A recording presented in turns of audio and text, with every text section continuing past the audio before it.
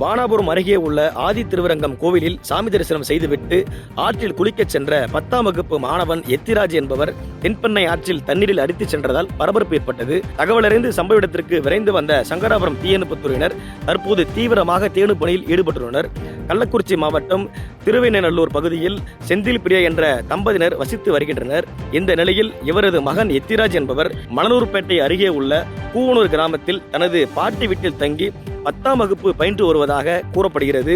இந்த நிலையில் எத்திராஜ் என்ற சிறுவன் தனது நண்பர்களுடன் ஆதி திருவரங்கம் கிராமத்தில் உள்ள புகழ்பெற்ற ரங்கநாதர் கோவிலில் சாமி தரிசனம் செய்வதாக தனது உறவினரிடம் சொல்லிவிட்டு சென்றதாக கூறப்படுகிறது.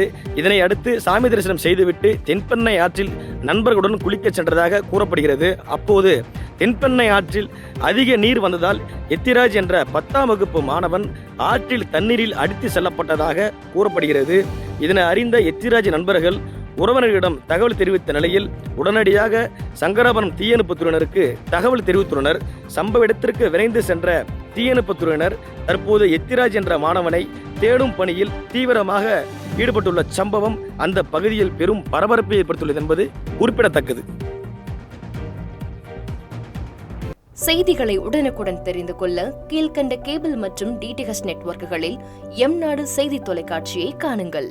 பாதகம் செய்பவரை கண்டால் நாம் பயம் கொள்ளலாகாது பாப்பா.